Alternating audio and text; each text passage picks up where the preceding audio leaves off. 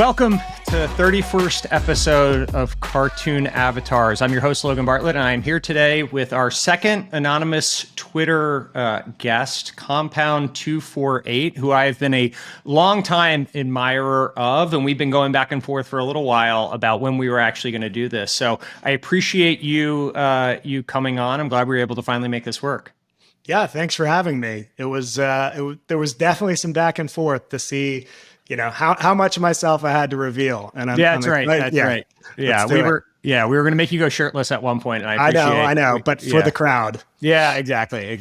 No, but it's great to have you on, and I've been a long time admirer of your Twitter. So maybe just a level set for people that don't know you. I've heard the story about how you got into it, but for people that haven't gotten that, maybe give a little bit of a quick bio as you describe it of both your career to date, as well as what got you as an anon Fintwit influencer, as you will.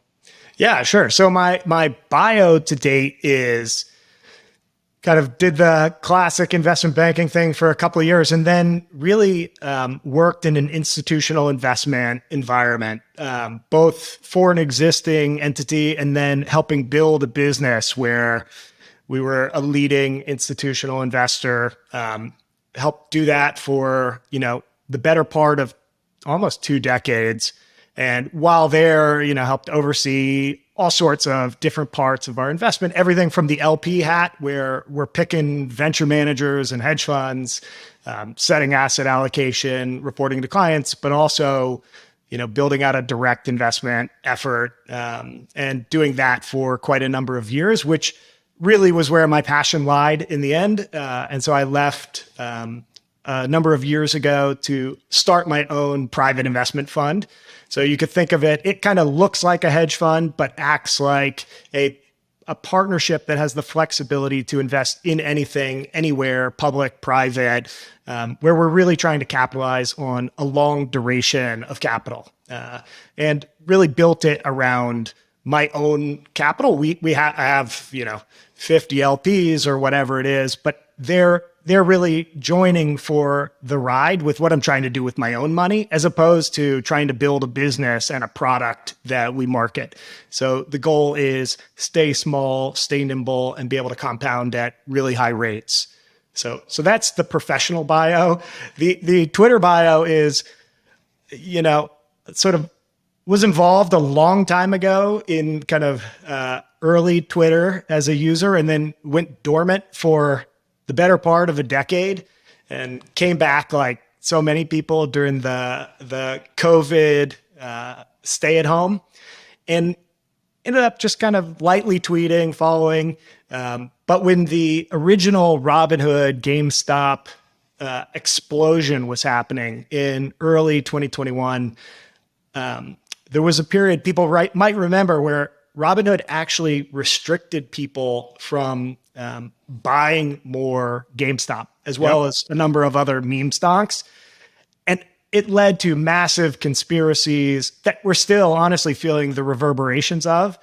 But I ended up putting together a bit of a long tweet that was, probably 100 tweets long, but that gave, I think, a real inside view of what's really happening, how Robinhood got caught off sides, why this was really a capital and risk management problem for them, a plumbing problem.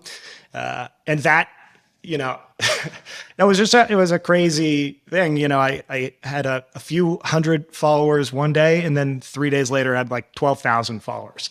And so it was, it was bizarre. I mean, I really had no expectation of anything. And so it's built from there. And so what was the original rationale behind doing it anonymously? I obviously our jobs are a little different in that, like, access is one of the key points of what I wake up every day thinking about, and the opportunity to invest in these companies. And so having some level of ideally positive sentiment associated with me, but at least awareness that I exist in the world is advantageous to that access. And so being public for me with my Twitter identity and doing this podcast and all that stuff, I think people can understand why. But for you, I mean, I would think there could be some benefit. Well, access isn't as scarce in the public markets and some of the stuff that you're doing.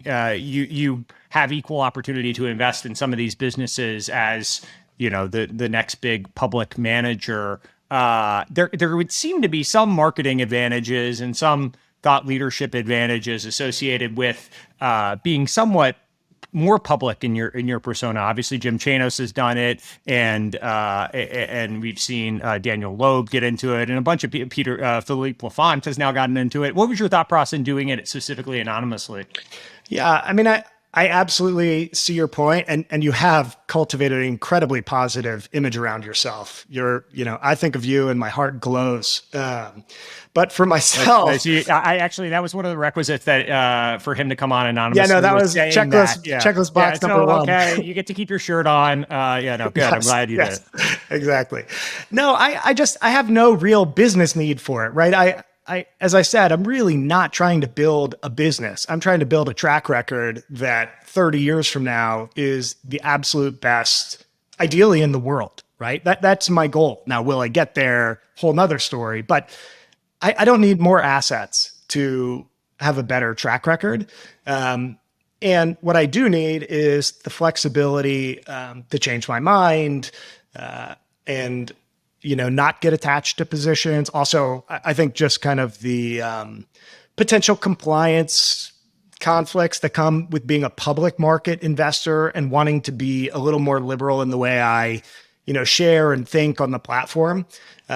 And frankly, it just seems easier. And so I think I told you once that, look, my goal is to operate the account as if I wasn't anonymous, right? I'm not trying to do it to do anything embarrassing or to burn people or, but I do want to feel like I'm unencumbered by the use of the platform. And I just feel, who knows, maybe someday I'll do a switch. And obviously I have people like you and other friends who know who I am, and it's not that big a deal. But I guess it's Chanos freeing. Started out, I think Wall Street Cynic originally wasn't known to be Jim Chanos, and then it kind of evolved over time. So he still doesn't technically acknowledge it. People call him Jim, but you never hear him say, "Hi, I'm Jim." It's funny when he does like podcasts, it'll say like joined by Wall Street Cynic, Jim Chanos, and I guess he just never fully acknowledges it. But I think it's pretty safe to say that this is that is Jim Chanos. No, it makes sense. It's interesting as you move into the privates and all that stuff and some of these opportunities. I do think there's something to being anonymous. If you go back, I mean, way back when, like Alexander Hamilton and a lot of the founding of the U.S. Constitution and all that stuff was actually the Federalist Papers. Yeah, the Federalist Papers and all that. Like all the influence around that stuff was actually based on anonymous writing. And so I think there is a great precedent to it. And also, to some extent, I wonder at times, like, are people willing to go back and forth more or less, let ideas stand on their own when they're not anonymous, right? Like, how much do you have a bully pulpit in trying to push forward some of these ideas? And you might just be talking to people that inevitably are going to agree with you because of your handle and not, or maybe the opposite, right? Maybe you get trolls in your comments more and more. It's hard to know the counterfactual of all that stuff, but it's interesting. I mean, I respect you're certainly not doing it for the fame and glory. I'll tell you, like, the amount of riches and celebrity I've gotten out of this podcast thing. It's if you can get your hands on that sweet nectar, that's where the real juice is to be. That's why I own a stake in Spotify, right? I mean, it's just a rake on all that sweet podcast money. That's right. Well, we'll get to that in a second. I'm fascinated by what Spotify is doing, and I'm interested in your investment thesis there. But this might be boring and kind of arcane to a lot of people. Well, I think one of the things we haven't really gone into, and some of the people we've talked to, is actually the role of LPs in the asset class and the ecosystem. And I think because you were both at an established institution for a little while, and then moved to a fund that had a little bit more discretionary ability to participate in emerging managers, as well as do direct investing and all of that across publics and privates from an allocation standpoint. I'd love to talk a little bit about how you thought of your responsibilities in that role, and maybe just for people that don't really understand the world of asset allocation as it relates to public managers, as it relates to venture managers, as it relates to real estate. If you can give just a little bit of primer for people on like how that world kind of works. I realize this is a very big encompassing thing that I'm asking you to take on, but I think that would be interesting just how you thought about like the responsibility you had in that role and how you kind of view that landscape today. I think if you go back 30 or 40 years, and someone like David Swinson at Yale is getting started, right? When he's pre-legend. So and David Swinson, for people that don't know, is renowned as the person that built the model that so many endowments have followed over the years. He unfortunately recently passed, I think earlier this year, right? But he sort of was the first to kind of build this. They called it the Yale endowment model or something, right? Yeah, people call it the Yale model or the endowment model. But if you go to like sort of the moment he arrives in the early 80s, the dominant institutional investment approach is really a very simple portfolio that's a mix of stocks and bonds, right? So you could picture like the GM pension fund, General Motors pension fund, and they're going to have, an asset liability like target that they're trying to hit, right? So they know what they need to pay out and they can estimate, what they're going to need to pay out in future years. And that allows them to reverse engineer, okay, what kind of return do we have to generate? If we need to generate a 6% return and we think stocks can give us 9% and bonds can give us 5%, we can sort of dial it in by mixing that together. And in general, that was run in like a very conservative way for a long time, a 60-40, 60% stocks, 40% bonds, 70% stocks, 30% bonds portfolio. And by the way, that worked really well when bond rates were in the late 70s and early 80s, double digits or high single digits. You could kind of get a very diverse return set from both of those categories.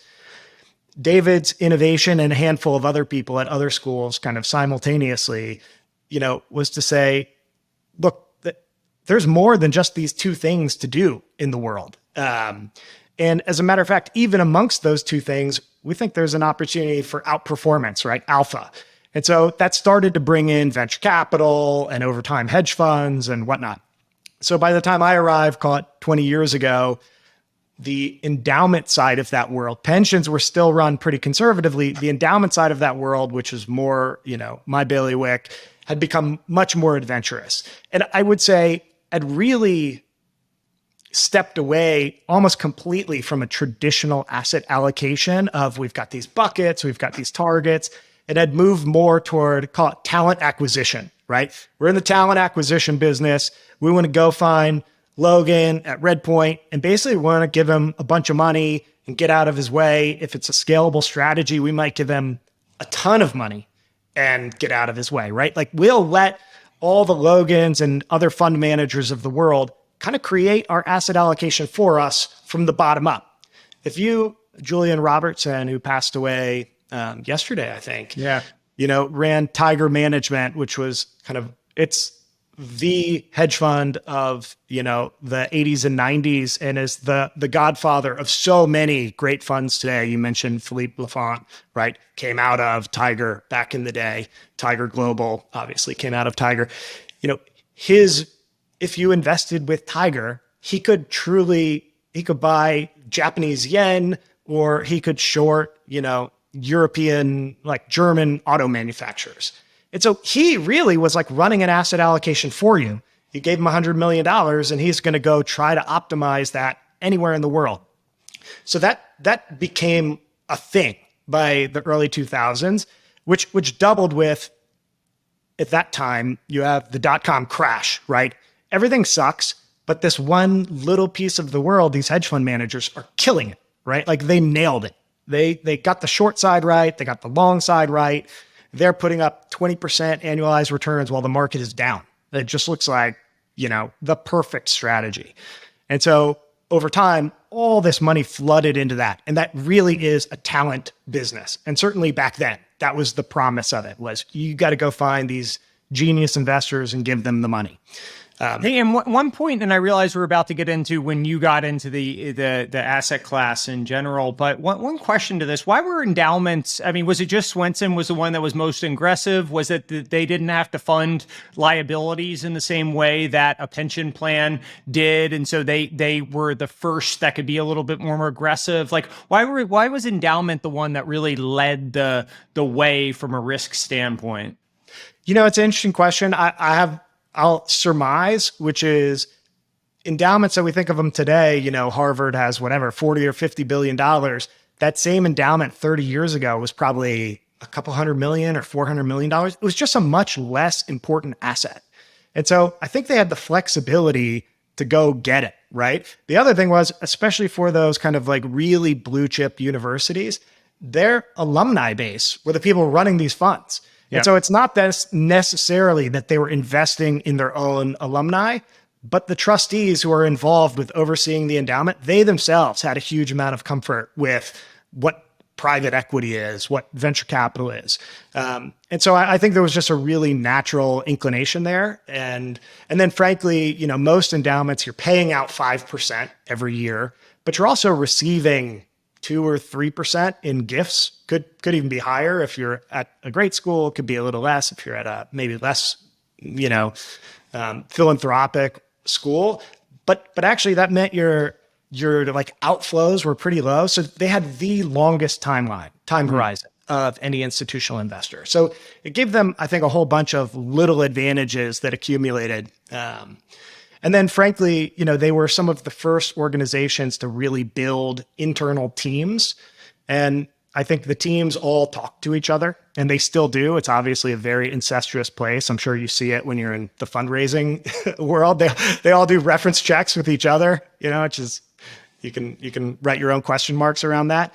But yeah, so lots of idea sharing, and I think it worked, right? It's generated absolutely amazing returns. And so the dot-com bubble, there was a bunch of asset flows into, I guess what we call these more risk assets, particularly from endowments, right? And they went into venture, which drove the last dot-com bubble in a meaningful way, and ultimately for a while generated great returns. And then there were major outflows.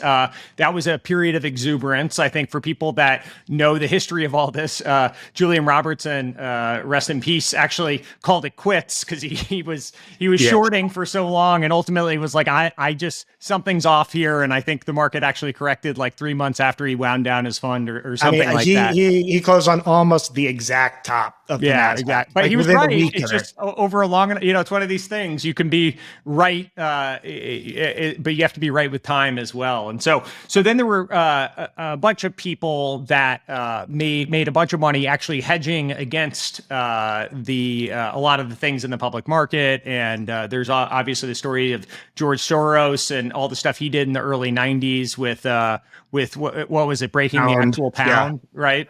He broke the pound famously. And so these hedge funds, there were a bunch of inflows into this sector, and the asset class ballooned quite a bit over and we've referenced a bunch of the people here, but there were a bunch of dollars that flowed into the asset class over the 2000s, and that was when you got into the industry. Is that right? Yeah, and what I'd say from there, that continued to work for a period of time. But as I was referencing, the endowments have now become huge piles of capital. They obviously don't pay taxes, which really helps their compounding journey. And as they've grown in importance, interestingly, I think they've now started to put more quantitative, and for lack of a better word, I'm not sure I agree with the implication of what I'm about to say, but they put more science into setting their asset allocation, right? So they went from these pure, let's just go find the smartest people, to saying, you know what, that is true. We want to do that. We, of course, want to find the smartest people, but we also want to optimize the way all these pieces come together. And so real hardcore asset allocation from like a quantitative standpoint and figuring out how all the parts come together, that's become a very important part of what almost all of the leading endowments are doing today. Of course, that one of the fun things of that is that because you're measuring, you manage to what you can measure. Well, one thing you can measure is stock prices every day. One thing you can't measure is venture capital portfolios every day. right? So anything that's illiquid looks awesome on all these metrics because they look less correlated than they really are, right? We're going to get venture marks for Q2. You probably know better than me over the next. We've probably started getting them in the last 2 weeks, and we'll get those marks for the next 3 weeks. Yeah, we sent our letter out last week, I think. Yeah. And, my guess is you guys weren't down quite as much as the NASDAQ was down, right? That's because we're significantly better than you are significantly better. Yeah. That is alpha. And look how much less volatile you are, too. Yeah, exactly. Right? It's funny. I remember an investment I made, and they just totally whiffed the first 2 quarters, and now it's a $5 billion plus company in the private markets, and we invested at it was like $100 million valuation or something, and I just totally would have sold if I could have. Right? I was just like, these guys aren't executing, blah blah blah, and it's one of those things that the illiquidity can be a feature of the private markets, right? But you're right, and this is an interesting point, I guess, at a macro level for the asset class. And we've talked a little bit about this on the podcast, but basically, what's happened over the last couple months is the public book. So at a high level, a venture or an endowment maybe has a target of venture capital at 15% or something, right? Right, so which would be historically, that's a huge number, but that's where all the big endowments are now. And they kind of have to be there because the performance has been so good that they're at 15 anyway, even if they didn't mean to be. Yeah, that's right. That's right. And so now they're at 15%, and their publics of, let's say their publics were, I don't know, 30% or 40% or something like that. Publics have been whacked pretty hard over the course of the last 6 months, as I think everyone's seen, and that gets marked to market on a daily basis, right? Well, as that gets marked down, your privates are up now as a percentage of the overall pool because of the denominator effect here. Yes. That the publics are getting whacked, and so the privates, if they're not being marked down every single day to the same extent, which they're not, that 15% target is now creeping up for no reason other than the publics are getting marked down every single day, right? And on top of which, if you're managing an endowment,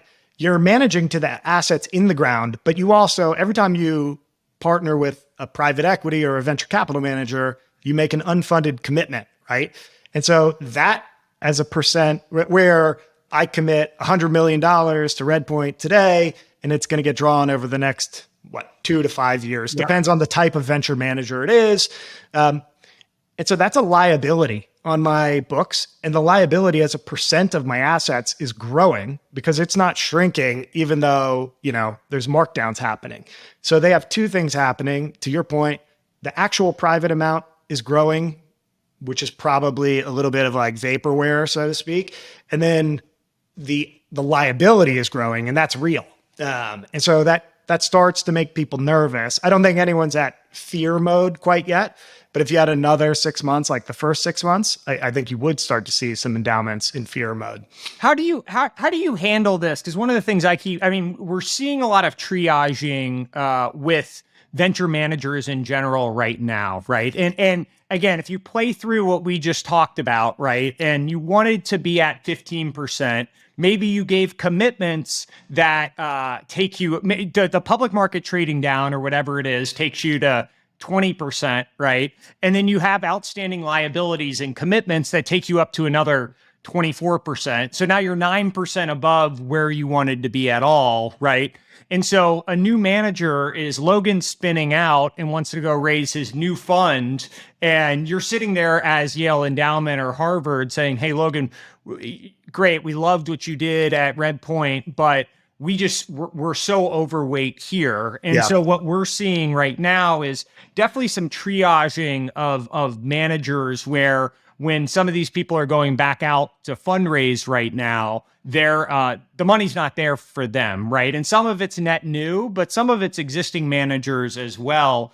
How do you think, as all this stuff sort of plays through, especially in the venture market here, which is kind of the funkiest, venture and private equity, I guess, in general, are kind of funky markets for separate reasons here. But as you sort of think through how this stuff plays through, do you think this inevitably ends up with just far fewer managers and a bunch of triaging of all this? I mean, it depends on how long it lasts for, of course. But venture and private equity have similar characteristics, but they have one important difference, which I'll just point out, which is for buyouts, for private equity, someone has to sell for another manager to buy, right? And therefore your flows are generally more well matched. Like you rarely will be in a moment in time where there's tons of capital going out and none coming back, because either transactions are happening or they're not. And that happens for both your assets and your liabilities.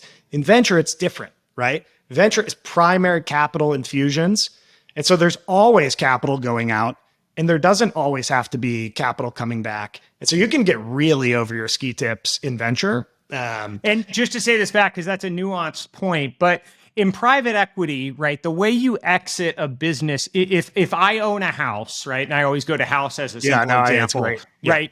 If I sell, for me to get liquidity on my house, I quite literally have to sell it to someone else, right? That's the way, like there's a buyer. And so the order book is matched where there's a buyer and a seller. In venture, that's not the case. You're building houses in venture. You're building houses. So it's capital going into the ground. You're building houses in venture. And then even when there's an opportunity for liquidity, it might only be small bites over time, right? We're saying, hey, we're just selling off the bathroom right now. That's all you can sell. And you're saying, well, actually, I want to sell the entire house. And it's saying, no, we're only selling off the bathroom. And so it doesn't get matched in the same way. And so it ends up being this illiquid kind of cycle that exists throughout, right? Yeah, right. So it's the most extreme version of that. And therefore, the LP side of it is going to respond in a more aggressive manner to venture than to private equity, right? And then, of course, you somehow have to come up with the funds to fund the venture calls that are happening. And so where are you going to go get that from? If you're an endowment, well, bonds just had their worst 6 months, their worst 6-month start to the year ever in history. And equities, I think the S&P was down 21 in the first half and the NASDAQ was down 29 or something like that, right? Those are your two choices. You can go sell one of those two things, right? Or you can redeem from hedge funds, but actually that takes a while. So you don't have a ton of good choices about where to come up with liquidity. And so that's going to really have LPs put the brakes on taking risks in venture, right? So if you're a really core manager and you want to raise the next fund, yes, they'll make the commitment. But if you're kind of on the second or third tier of how important you are or how comfortable they are, it's going to be a very, very hard environment. And I'm sure there are clients, LPs, who are reaching out to venture managers saying like, you better not call the whole fund. Yeah. Right? Oh, yeah. Like, no, now's not the time. I know that's happening for sure across the ecosystem because they don't want to fund, again, back to this, these are funded liabilities, I guess, but they don't want them called because they don't, necessarily have all the cash on hand ready to go on the LP side. One question that we were sort of going back and forth with a little bit, and as these endowments have gotten as big as they have, right? And I don't know what Harvard is, $30-40 billion, and Stanford's similar, and, MIT's similar, and Yale, Duke, Notre Dame, Texas. All these are tens of $20 billion plus type things. And as you start looking about the fees, in particular with hedge funds, as well as some of these large private equity funds, as well as, venture is a small asset class related to all these, in relation to all these others, but it still is significant in terms of some of the dollars associated with this. You had theorized at some point that there's when is someone going to say, hey, we're paying $500 million, $1 billion in fees a year, right? Yeah. To all these different managers.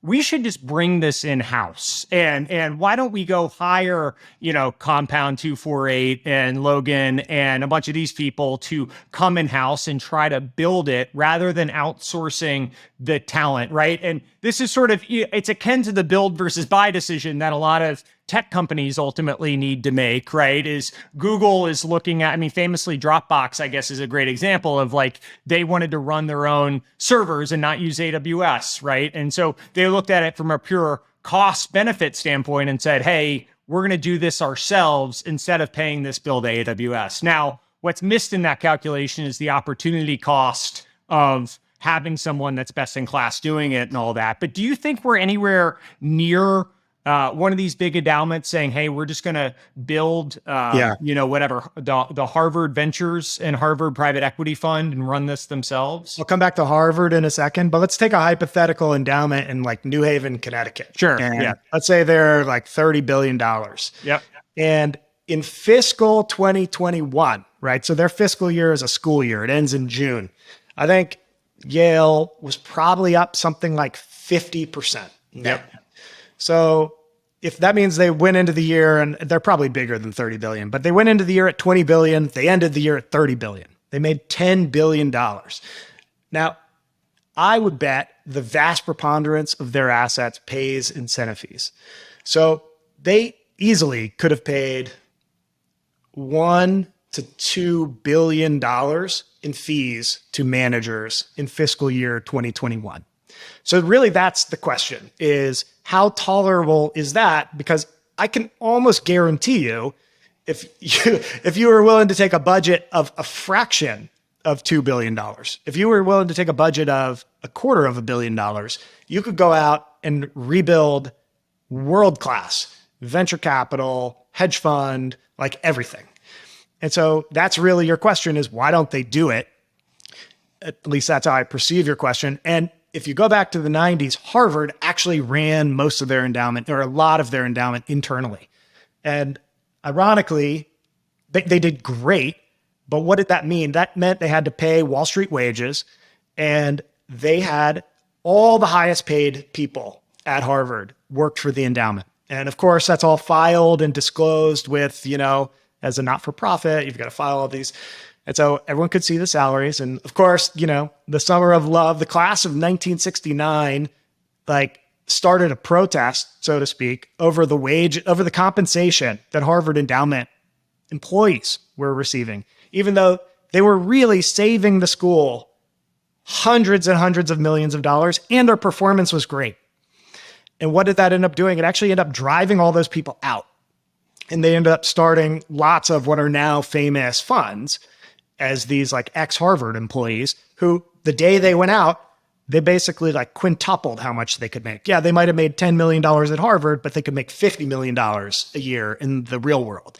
And so I think that is the hard thing is, at University of Tennessee, I would bet the highest paid employee is the football coach. I was about to go there. Yeah, this always, whenever you see that, people accept it though, because they love it, right? Yeah. Nobody loves the Wall Street guy who's sitting next to, the CFO at the University of Tennessee. And they certainly don't want him or her to make as much as, I don't know who UT's coach is, Phil Fulmer back in the day. Josh Heupel. I'm so sorry, man. Yeah. Anyway, yeah. Wonderful person. Anyway, so yeah, I mean, it's really a political football. Yeah. And so I just think it's going to be super hard. Now, you could get there. I think they could get there if Yale just started publicizing how much they pay in fees. Now, they don't want to do that either, right? Because in the end, there's a risk that they could just be forced to index everything. This is crazy. You're paying $2 billion in fees. Think of all the scholarships. It's amazing. It's amazing how much all this stuff kind of comes back to incentive design. We talked about this last week with Google, and why ultimately what you're bonused on and what you manage people towards and the existing structure of how you set all this stuff up ultimately leads to some level of calcification no matter what, right? Yes. And so it's a lot easier to outsource this functionality and get back a net number to yourself where you can kind of plug your ears and close your eyes and say, hey, we went from 20 billion to 30 billion, rather than, it would be 32 if we didn't pay out those $2 billion, right? And think of the compounding on that, right? Yeah, the compounding on that over the years. It's a fascinating kind of change management problem. And an interesting point you have of getting from here to there risks throwing out a very good baby with some bathwater, right? Is you could end up blowing up everything that you've built from trying to get from here to there. Yeah. I mean, hear no evil, see no evil, speak no evil on the fees. And then I think what's that Munger saying, Charlie Munger? It's show me the incentives and I'll show you the outcome. Yeah. Yeah, it's interesting. Well, shifting gears a little bit, I appreciate you going down that rabbit hole with me because I think all that stuff is fascinating. No, I love it. So, what you're doing now, so you have how much of it is tech, broadly speaking, in your current fund structure? So a year ago, I would have said my single biggest risk that I'm taking with my fund, if you wanted to look at it from an outsider's perspective, is that I had almost no tech, right? Now, I could kind of parse that. Today, I've started to build, now I've tracked it, I've been following it, we've had picks and shovels to tech, but today I'd say that's probably, a quarter to 30, maybe 30% of our assets. And I mean, again, if you go back a year ago and there was all these great businesses that I would look at and admire, but I wouldn't really dig in to, the fundamental valuation because it's just like, it's so far away from what I would buy that I'm not going to waste time. They might have relevance to competitive dynamics, but that's sort of where I'd end up. But if you had told me a year ago, hey, this company is going to be down 80%, I was like, well, then it will definitely be a buy. Right? Just because it's got to be down 80%.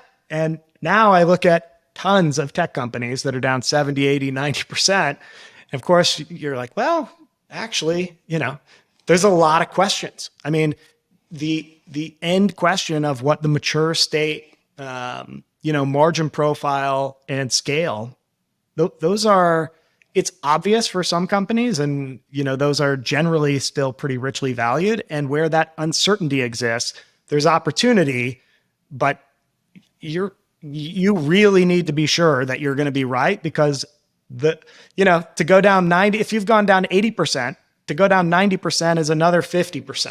So like it's not like you're taking no risk stepping in when something's down 80%.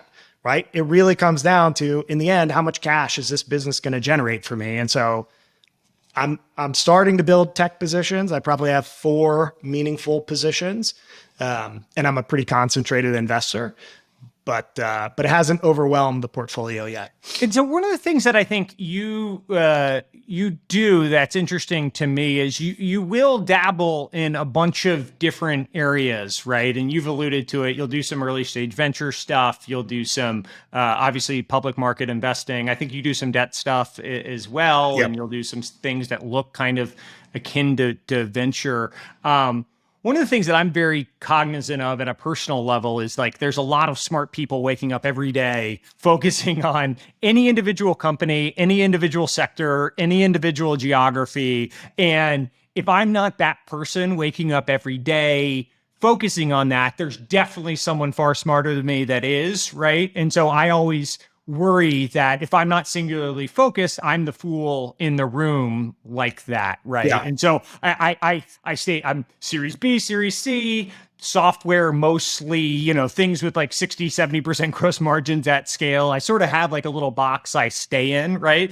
And ultimately I'll deviate some from it. But you actually, and I think some of the great investors of all time, Charlie Munger and Warren Buffett and a bunch of people have dabbled across business models, across different tranches of securities and all of that. How do you think about making sure you're not the fool in the room, investing in one of these businesses? The risk of the generalist is that you're the patsy at the table, right? Everyone else knows more about a situation than you do. The risk of the specialist is that you lack context, right? For sort of what's happening in the world and the ability to compare opportunities across sets, right? And I could argue maybe that's both the benefit and the cost of venture capital. And you kind of like take that as a concept.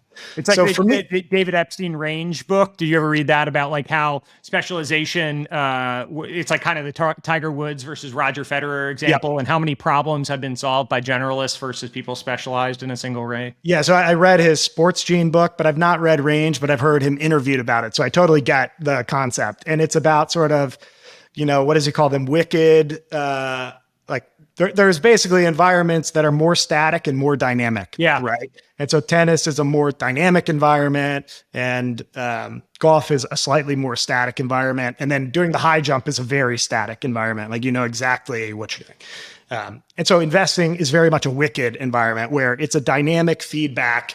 And so, you know, the analog from yesterday only applies so much today. But, you know, for me as the generalist, I think it's really important for me to know, like, I could be the patsy at the table. And so when I'm looking, my first filter is, can I understand this business, right? And for me, understanding it is, I can clarify what its competitive advantage is, what the competitive dynamic looks like, and I can crystallize what I think unit economics can look like. So if I look at something like Snowflake, and like my head kind of glazes over, and even though I can kind of understand what the business does, I realize my ability to really be nuanced and have a view on what this can look like in 5 or 10 years is really low. So that just becomes an easy pass. But then there's a lot of businesses that are ostensibly tech that are actually retail businesses, or software businesses are actually quite easy to understand conceptually. Certainly some of them are.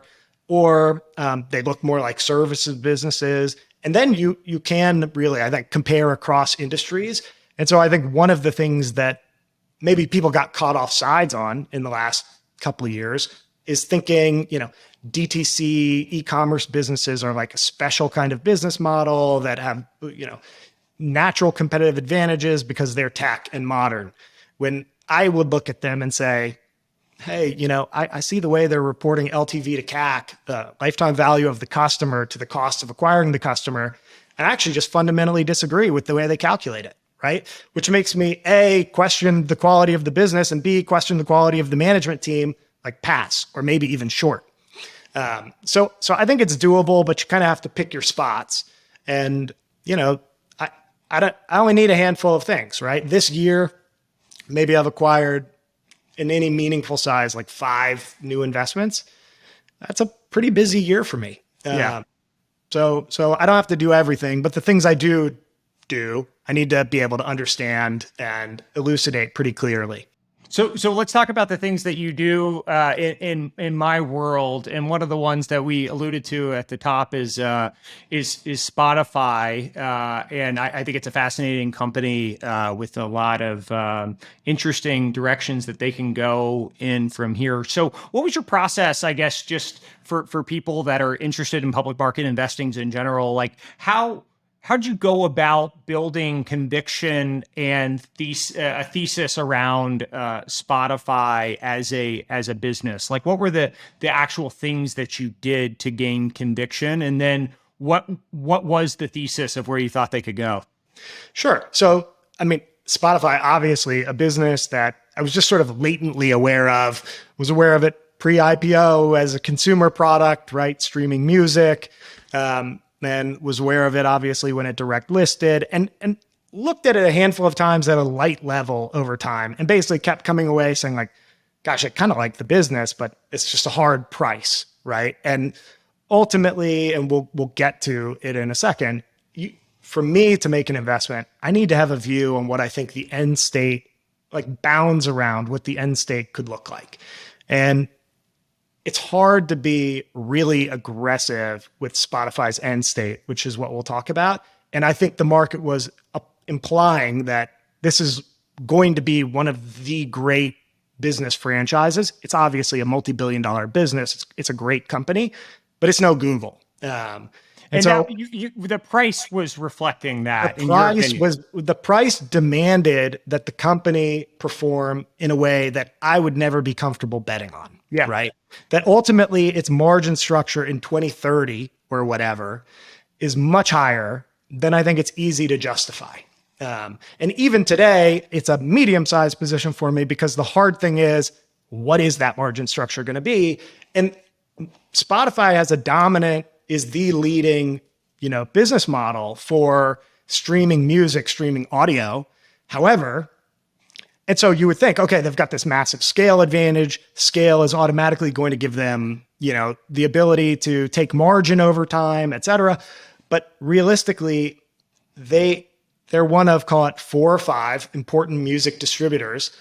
And there's only 4 music suppliers. And that's what really makes the business model challenging, right? There's 3 big music labels, Warner, Universal, and Sony. And then there's this kind of like co-op called Merlin. And those 4 run an oligopoly and they own the content, right? So Spotify has to license the content from them, and they're never going to have an advantage over those 4 players, because if Spotify doesn't have, universal music on its service, it does not have a service. Yeah, and that's what's interesting. And by the way, before Spotify went public, they had to actually renegotiate.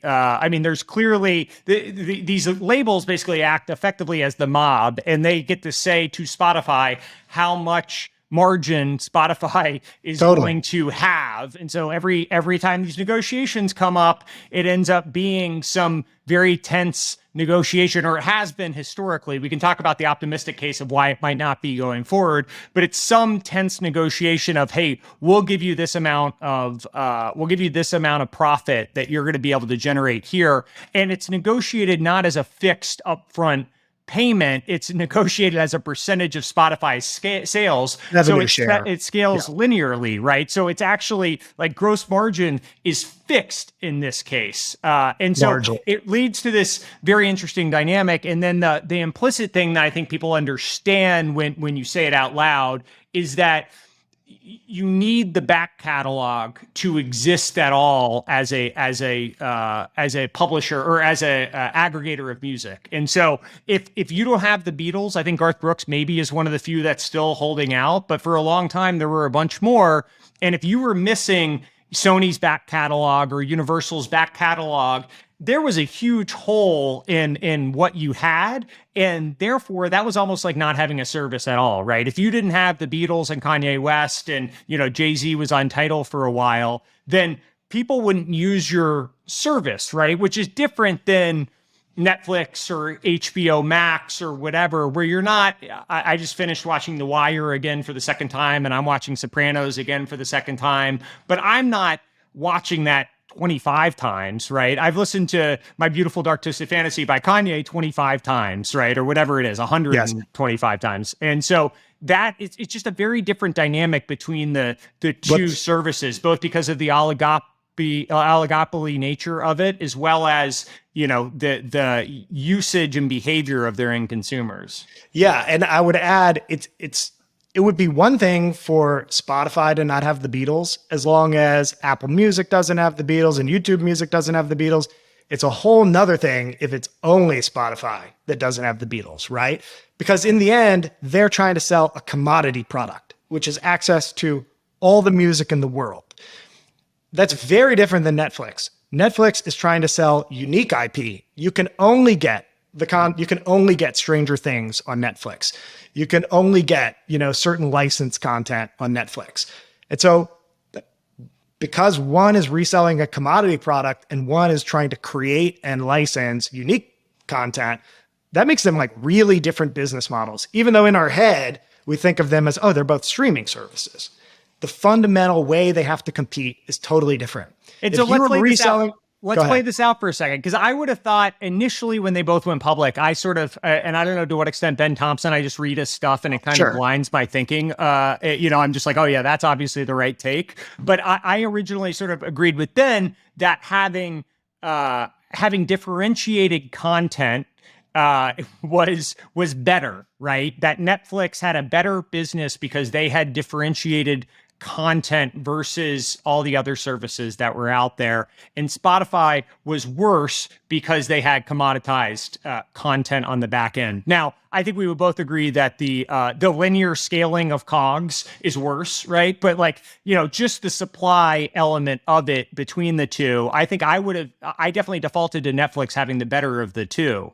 Right. So ask yourself, is Walmart worse than Hermes, right? It's one has really unique content, high-end fashion, and the other sells the same thing every store in the US sells. They just do it at scale. And it means they have to operate with a really low-cost operating structure in order for them to generate margin over time, right? Because it's not like Spotify doesn't have any margin. Their gross margins are mid-20s, and they would say like their music gross margin, because they're doing other things, podcasts and whatnot, that are blending it down. They have advertising business models and they're doing other things. Their music gross margin is 28, and they think it could be whatever, call it 30 to 35 over time. So they have some pathway to gross margin expansion, but the real pathway to fundamental bottom line margin is through running a really lean business, right? So they need revenue to grow, gross margin to grow faster than that, and then free cash flow margin to grow the fastest because they're efficient with OpEx. And so that becomes your question is, does Spotify believe that, right? Like, does Daniel Ek want to run a lean, efficient business? And of course, like, it's a commodity content product, but they're trying to bundle it and package it and customize it in ways that are unique, right? Your playlists, knowing your tastes, being able to integrate podcasts into it, which could have a fundamentally different gross margin profile over time, whatever. But yeah, I think you have to look at it and say, all right, my decision in owning Spotify is that the commodity content is a feature, not a bug. And we need to operate into that as a strength. Yeah. I think that's kind of proven out in that, like, ultimately it controlled the playing field by which you're competing, right? Totally. And Spotify has been able to out execute on the pure UI and ML and just the overall experience on the front end, where the back end's all the same. It doesn't matter if it's Amazon or Apple or whatever. So they were able to focus their attention on the front end, which seems to have, just on the music side, and let's talk about the podcast side in a second, but seems to have given them leverage now over some of the music labels, in the sense that, I don't know if this is explicit or implicit, but I'll tell you, those playlists that they've come up with, whatever, Rap Caviar or Beats, whatever, like, those they make artists.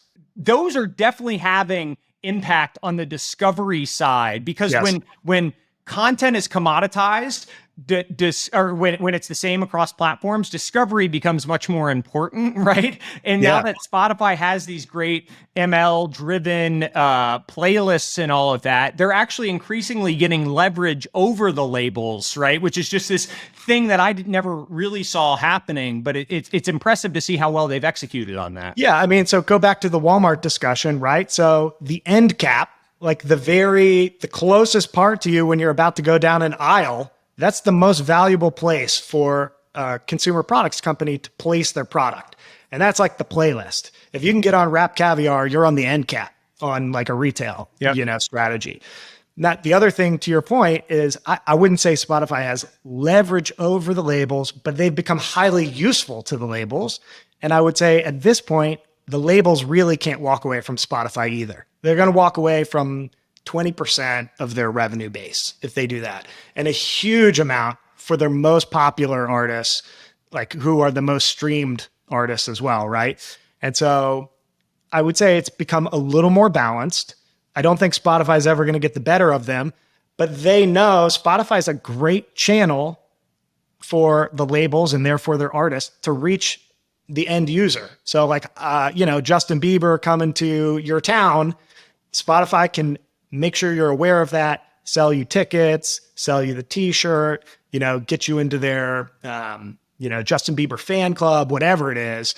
And so that has become an extra piece of margin where even though they might not get a better deal on music from Universal, Universal's kind of able to pay them a little bit more through the back door a little bit. And, they pick up margin there. And so, that quote marketplace model has become very valuable to Spotify. And that's a really high margin business because it really is more like, if you look at Amazon, Amazon has the 1P business where that's a low margin, high capital intensity. They have the 3P business where someone else is selling the products on Amazon Marketplace. That's more like what the Spotify marketplace is. That's a really high, we just have a take rate. We don't have to have inventory or anything that goes along with exactly. It could become, instead of paying per play, a number that's negotiated every couple of years. Hey, if you want to get on our Rap Caviar playlist, that's incremental money to us, and it's advertising or promoted or whatever. But that's like kind of found money that has very, very high gross margins associated with it. So what was your long thesis? Was it all of this stuff that was kind of playing out, or how much was it related to transitioning, talking on nothing? People that have podcasts like more as navel gazing about podcasts. So how much was that a factor in it as well? I think so. So what my thesis was triggered by the fact, obviously, the stock has plummeted from, I can't remember, the high is probably near 400. And I started getting interested in the mid hundreds. And I think it got all the way down to like 80, right? Or 80, maybe it was the high 80s. And so just to be clear, like I was buying all through there and no investment advice, et cetera. But, I was early. It was a bit of a falling knife. But at $100, what you have to believe about the business had, like, your expectations have gone down. And now it really becomes, okay, in the long run, can Spotify make a 5% free cash flow margin? Can they make a 10% free cash flow margin? Can they make a 15%? And what are the pathways to that? Like, what do I have to believe to get there? So we talked about music gross margin going up. And you're right, they've spent a huge amount of money investing in now becoming, depending on how you measure it, either the largest or second largest podcasting platform. And that has been a negative gross margin business, right? They paid Joe Rogan, whatever, $125 million, and that's cost of goods sold. They need to sell advertising against his podcast and against all these others that now need to come through Spotify like yours to reach end users, because you need to go where the listeners are. Yep. And so they want to sell advertising there, and that's going to go from being a gross margin drag to, in the next year, probably being gross margin positive, and maybe over the next 5 years could look more like the music business on a gross margin basis, which is a huge incremental driver of value. And so it's a handful of things like that, right? You've seen they start to roll out a lot more focus on video. It would not at all shock me if that becomes a bigger area, right? So when you listen to a song, if there's a great music video, it'll play. Or if you're watching this podcast, you'll see this, it's like being on YouTube. It's streaming while you listen. We were in the beta program for that, and it's been a little buggy, but they've done a good job with it. And I think that's what's refreshing. Them and YouTube, it's funny, people talk about Apple Music and Apple Podcasts. From my vantage point, like, the only two platforms that are actually innovating at all are Spotify and YouTube, right? And it's interesting to see the two of them converge and compete now. And ultimately, Spotify's been amazing. People rag on the Rogan deal, and I personally am not. Listen, I don't listen to him, and I'm not a fan of, nor do I support a lot of things he said. Zuck's on him, though. You're going to have to listen.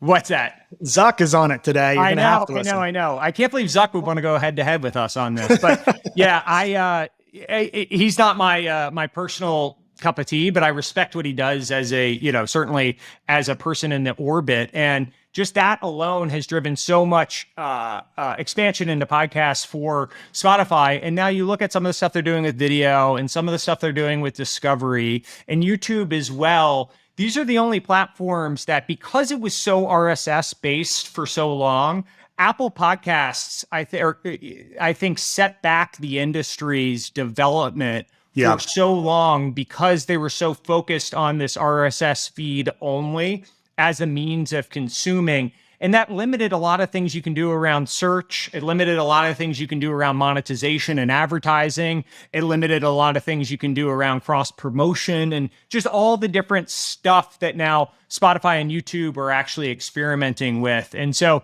it's interesting. I think our numbers, we're approaching Spotify passing Apple Music for us. And if you put in Spotify and YouTube, it's definitely more. In terms of where our listenership grows. And from a pure focus standpoint, we spend, 99% of our time focused on, I guess, TikTok, it's its own beast, but for discoverability and making sure the content's actually good, like Spotify and YouTube are the two that we really, really play to. And so it'll be interesting to see how those two duke it out in the coming, months and years ahead. Yeah. I think from a Spotify business perspective, they've crushed it on acquiring ears, right? Acquiring listeners. They have 500 million MAUs, monthly active users, and they have almost 200 million paying subs globally, right? So it's an open question. What can they do with all those years? They deliver music. Now they're delivering podcasts. They've told you they're going to roll out audiobooks. I suspect there's some sort of video strategy coming, right? So like you've got these things that are all going to layer on top of it. And we already know they've been making the investment aggressively. So the hope, as from my standpoint, is that you're now going to be able to leverage that OpEx, that operating expense that they've been driving into these products, and ride kind of a margin expansion over the next handful of years. Yeah. Well, I've gone back and forth with Daniel a few times over the years, and I haven't invited him on because he can actually see my listener count, and I'm like, he is going to know exactly how many listeners I have, and so what am I doing on here? Yeah, when I make that ask at some point, it's going to be at a point of like local, maximum of like some big. It's probably this episode in which we really millions and millions of downloads, and then I'll go to the ask. But no, I think it's an interesting investment thesis, and I'm excited. Listen, I don't really have a dog in this fight at all. Spotify's been great to me. YouTube's been great to me, and I'm glad both of them are innovating in this sector because it's one of these things that has infinite shelf space, right? And so it's funny. It's like when people are like, "Oh, do we really need you with a podcast?" I'm like, I don't know. Don't listen. Yeah. Like it's fine. It's not like I'm stealing a podcast slot from someone else out there. Right. And so if we can enable the tooling for people to make this easier and let people discover different types of content that exists out there, that all seems like goodness to me. So I'm a big cheerleader of Spotify. Yeah, exactly. That's exactly right. So the other one that I think is interesting, and I can't believe we made it this long without talking about, is Twitter. So you have a very detailed understanding of Twitter's business model. And so I don't want to go all the way into the details of it, but I think at one point you had talked about there's like kind of 4 pillars to the opportunity that exists for Twitter. And this is before all the Elon stuff, but kind of the levers that they can potentially pull. I don't know if I'm right on that, that it's the 4, if you're going to be able to recall them off the cuff like this. But maybe can you talk a little bit about Twitter as a business and where you saw the opportunity before it, when it was just the clown car that drove into the gold mine and not the clown car that drove into the gold mine with the clown driving the car, or whatever it is today? Yeah, exactly. Who knows what you want to call Elon in that? Yeah, I mean, it's a pretty straightforward business model as sort of the redheaded stepchild of big tech social media. It is a company that obviously bats above its playing weight in the blue check sphere of news happens and is magnified and clarified on Twitter before it hits the mainstream, right? So in some sense, it's arguably the most important news-making platform in the world, but much smaller than TikTok or Instagram / Facebook, Meta. And so, Twitter has got 230 million monetizable daily active users, and the pillars, and I can't remember how many there were, but you're right, I owned it. This was my only tech company a year ago. Was really, look, they have begun to finally, after 15 years, they improved the back end of the platform, which is speeding up the iteration of product development. So the actual on-screen product is improving for the first time in a decade, right? We went 10 years where the major innovation was they went from 140 characters to 280, right? And then as somebody joked, at their investor day in early 2021, it's like they opened their outbox and said, oh yeah, and we're going to do these 20 things over the next 2 years. We're going to roll out subscription products. We're going to go down the funnel on our advertising product. We're creating an audio product, right? Like this whole handful of things. So to me, coming back to unit economics, it comes back to you've got user growth, you've got revenue per user, right? And then which is impacted by multiple things itself. One is, can you monetize each moment more effectively? But it's also, can you get the same user to spend more moments on the platform, right? So you need to give them more reasons to be there. And then, of course, in the end, you've got to have, cost management and, you need to be capital efficient. And so I think there was reason to believe that there's progress going to happen on all four of those fronts over the next 5 years. And so when you put them all together, it sort of leads to this accelerating improvement profile at the bottom line. Now, it happens that Elon showed up, in the very beginning of April and totally changed the investment thesis. And as you know, I completely sold the day he signed the deal and then actually subsequently have rebought as a merger arb. But I will say, if he had not showed up, I think the stock would have been crushed alongside Snap and Pinterest and Meta. And I think today I'd have to be facing, was I wrong, or are we in a moment in time where they're challenged? Because actually their MDAU, their user number, is continuing to grow quite nicely, but the value per user is facing serious headwinds. And some of that is, downturn in advertising. Some of it might have to do with some of Apple's IDFA and ATT challenges. It's a little hard to know because they're not telling you nearly as much due to the fact they're in the middle of the deal. But they're not growing this year. And I would have said at the beginning of the year on autopilot, they're probably going to grow close to 20%.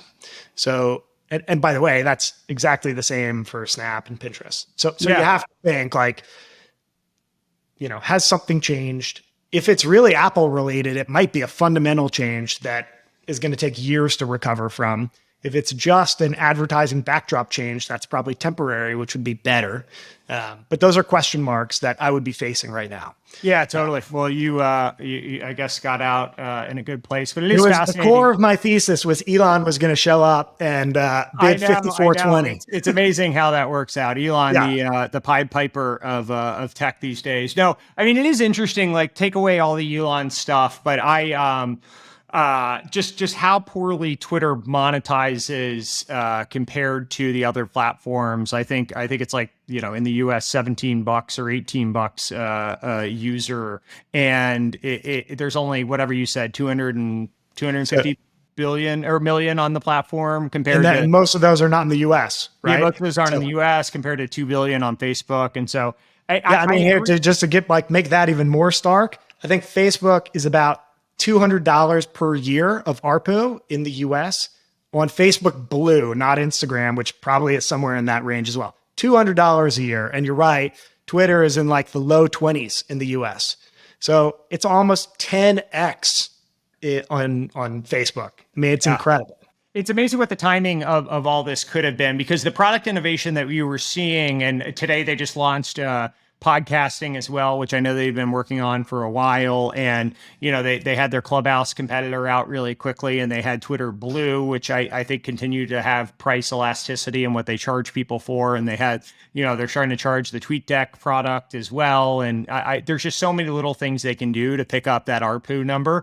But yes, you're right. I actually, I was a holder of Twitter last summer as well, because I recognized that the innovation was happening on the product side, and it sort of felt like this was inevitable, that this was going to pick up and monetize better. Now, there's been a lot of macro machinations, not to mention a certain richest person in the world that have kind of thrown that into chaos. And so maybe that's a segue. So you sold 100% of your position, you bought back in as a merger kind of ARB opportunity right now. So I think a lot of people have sort of, their eyes have glazed over a little bit, mine included, with some of the legalese and back and forth that's kind of happening with between Elon and the courts and Twitter and all of that. And just this week, I guess Mudge, the security, I guess he was formerly the CISO at Twitter, came out with some accusations of his own that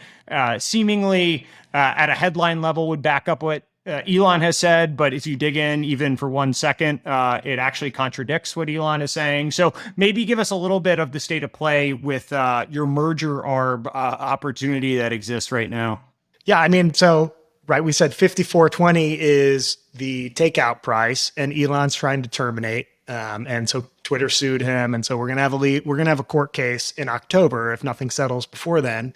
And, the stock is trading at, call it $40 today. And it's been below that and a little above it, but that's a fair number. So $14 of upside, and maybe the price would be $20 if there was no deal. So 50% downside. So you can kind of impute what the market implied odds of that are, of the deal closing. And that comes out to about 60% likely that Twitter wins. And setting your downside, you're saying there is, hey, based on what Snap and Facebook and whatever else have traded at, that's probably where it's going to go. Right. You go to $20. The upside of it closing is 54.20. And so where is it trading today? And therefore, what does that implied probability exist between that spread? That's right. I can make $14 or I can lose $20. Like, how does that become economically neutral? It means you have 60% odds of making the 14 and 40% odds of losing 20. And that's like neutral. Who would have thought college football gambling and college? Yeah, there you go. We're setting lines. We're setting lines. Exactly. We should come up with a spread. Home field advantage gets you an extra half point here. But so those are actual things that are happening. I can give you all the analogs, but the real question is 60% the right number? Now, if it's 65 or 55, that's not interesting. But I think before the whistleblower showed up, the odds are actually probably, and I think just about any lawyer you talk to will agree, like well over 90%. Elon has no case. I mean, it's unbelievable how bad his case is, and I'm happy to walk into that. But just let me posit that he has a very bad legal case. And yet this spread exists. And so you have to wonder why, right? Like, either I'm wrong or there's something I'm missing. And I definitely think there's a big, like, Elon just gets out of everything. Like, right? You're the richest man in the world. You're going to figure a way out of this on the one hand. And then the other hand is like, it's hard to size up something where your downside is minus 50%. Yeah. So no matter how confident you are, it's like you're staring that as your downside. Those two things, I think, have set up a really interesting, situation. And then, you have all these lightning bolts that keep showing up, like a whistleblower. Yeah, so I want to talk about the whistleblower in a second, but I guess the other question is that I would just have about this is like, let's play it all the way through and Elon loses everything, right? And the court rules against him and, it actually is this 90% probability. What actually happens, right? Like, at what point can he stop saying no and being difficult? And like, what actually is the recourse that can exist? Because, him getting out of everything, I guess, as I theorize what could happen from here, he keeps losing, and he keeps saying no, and he keeps saying no. And then at some point, let's assume a settlement doesn't happen, because I happen to think that's probably the most likely thing that ultimately comes to pass. But let's throw that to the side for the time being. Like, what can the court or what can the SEC or what can anyone actually make him do? Yeah. So there's this theory that no matter how bad he loses in court, he's just going to say, "Oh, I don't care. I'm not going to pay for the company." Right. And, so let's just set the timeline. The trial starts October 17th. It finishes October 21st. And anytime in the next, call it 3 to 4 weeks after that, you'll get the judge's ruling. And they got, by my point about home field advantage, they got probably the single best judge Twitter could hope for to adjudicate the case. And she happens to be the chancellor, which is like the head of the Delaware Chancery Court. So that happens, call it, let's just say November 15th, right? Then let's assume he doesn't want to close. So he's going to appeal to the Delaware Supreme Court. Now, you have to keep in mind, this is very unlike, we think of lawsuits and they take years and years. That is not how the Delaware Chancery operates, because it's dealing with very time-sensitive situations where, there are banks that have committed $13 billion of debt. Like, they can't just be hanging out there for years and years. And so this has to happen fast in order to resolve all these participants who have money and businesses on the line, right? And Twitter needs to be able to operate normally. So that appeal can literally take from days, where the Supreme Court just responds and confirms the existing, judgment, or it can take, call it 3 months. And so I would say by February of next year, we'll have the Delaware Supreme Court ruling on this, and maybe much sooner than that. So at that point, if Elon loses and he says, I'm not going to pay, what happens? Well, it turns out Elon has some important stakes in other Delaware domiciled businesses or Delaware legal entities, Tesla being one, where he has 500 million shares of Tesla, which is a Delaware corporation, SpaceX, which is a Delaware corporation. And so if you're a Wall Street bank and this guy has, a $44 billion judgment against him that he's refusing to cooperate with in Delaware court, where you're signing agreements to take him public that are like Delaware contracts, he's just shut out. There's zero financing. And then you could imagine a situation where they actually go after his stock. It's a Delaware company, right? He owns Delaware companies, and they'd come take his stock. And of course, the most likely thing is at first they just put in a ticking fee where they charge him $10 million a day for not showing up. And he says, all right, well, that's only $3.5 billion a year. Like, that's way cheaper than paying $44 billion. And then they move it to $15 million a day or $20 million a day. And his legal risk just keeps accumulating and accumulating. He's shut out from financial markets and capital markets. He can't sign contracts. He can't acquire other companies. Like, he's just completely locked out of the world. So it's a terrible, terrible situation. And I really don't see a path to him doing that. Yeah, got it. It would be economically like self-destruct button. Yeah, that makes sense. And so with regard to the whistleblower case that came up this week, how has that changed, altered, if at all, your opinion on how this is going to play out? Yeah. So I said 90. So Elon's basically saying, hey, look, there's more spam on the platform than you say there is, and you're not giving me the data I need to confirm it. And this whistleblower came out with a huge axe to grind, right? He was the former head of security, got fired in January, and comes out and is just absolutely like slaughtering Twitter from the way he's describing things. Like, really, like, hate these guys. They're horrible. They're lying to regulators. They're lying to the board. But in there, he says, as an aside, like, Elon's very right to question how much spam there is on the platform. But the way Twitter presents it, actually, that's really a decent and good number. Their MDAU is perfectly fine. Maybe they shouldn't use MDAU, but like, that is the only user number they represent. And he says that's a good number. Now, that's a great thing from my standpoint. Of course, I already thought it was 90+% likely they were going to win. So that doesn't really help me as much as I would like. And on the one hand, then on the other hand, he's basically saying, look, Twitter has not been living up to its settlement agreement from a decade ago with the FTC, the Federal Trade Commission.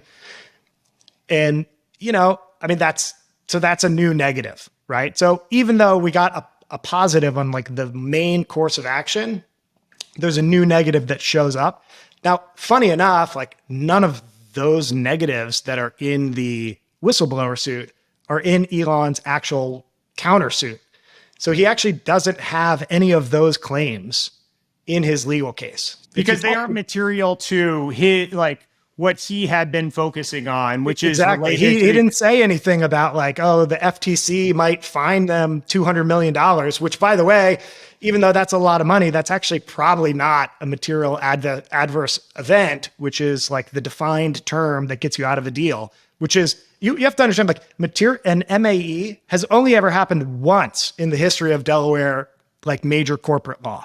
Once. There's been lots of times people have tried to get out of deals for them, and that was a complete fraud. Like, the whole company was a complete fraud, right? Like, that's material.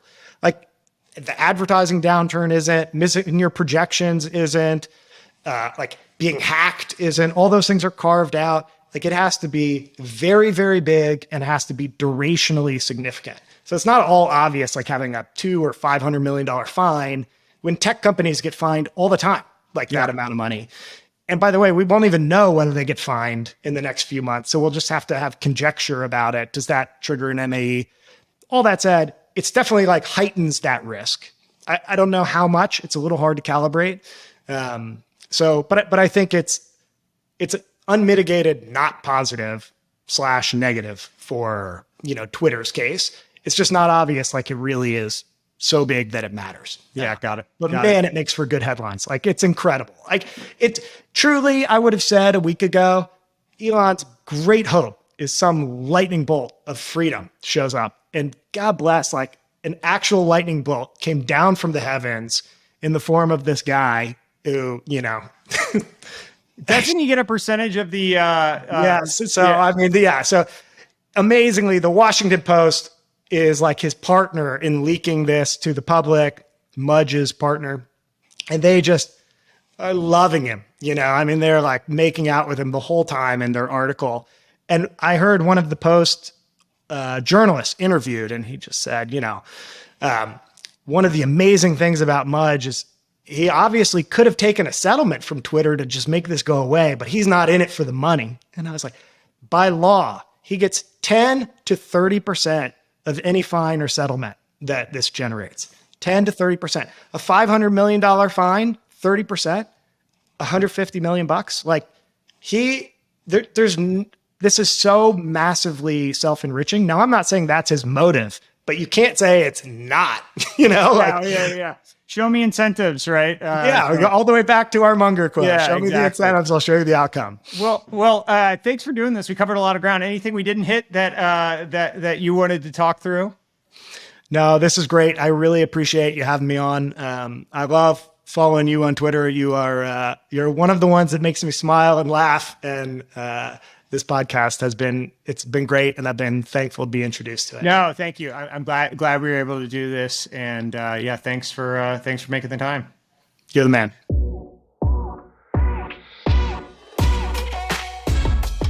So that'll do it for the 31st episode of Cartoon Avatars. Thank you to Compound248 for coming on and talking through all of those kind of wonky topics, but really interesting to me. Hopefully other people found that interesting.